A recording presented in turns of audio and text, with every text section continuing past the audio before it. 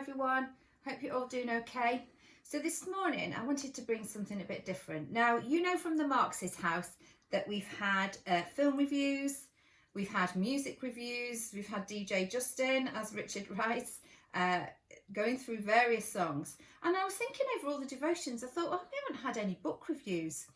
And I was reading the UCB Word for Today only a couple of days ago, and it was actually talking about reading and the importance of reading. So I want to bring just a snippet as something I was reading just really jumped out of the page. My current read is Becoming by Michelle Obama.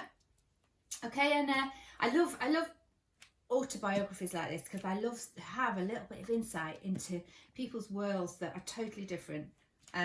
So I just wanted to read a very short passage and just focus on one line that she writes. So she's talking now about the influence and the power she has as a First Lady.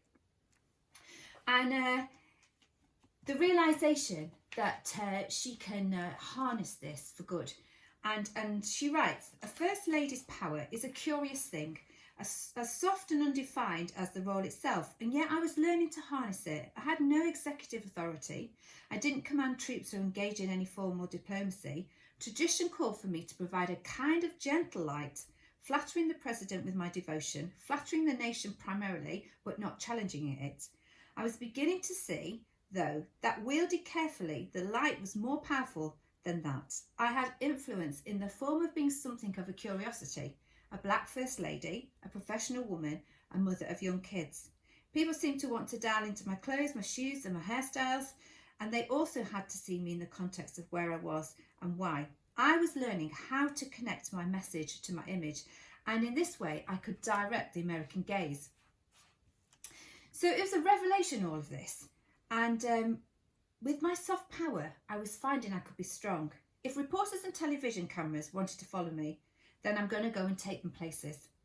They could come watch me and Joe Biden paint a wall, for example. As a nondescript row house in the northwest part of Washington, there was nothing inherently interesting about two ladies with paint rollers, but it painted a certain hook. It brought everyone to the doorstep of Sergeant Johnny Agby, who'd been 25 years old and a medic in Afghanistan when his transport helicopter was attacked, shattering his spine, injuring his brain, and requiring a long rehab. His first floor was now being refitted to accommodate his wheelchair, his doorways widened, its sink lowered, part of a joint effort between a non-profit rebuilding called Rebuilding Together and the company that owns Sears and Kmart. This was the 1,000th such home they'd renovated on behalf of veterans in need.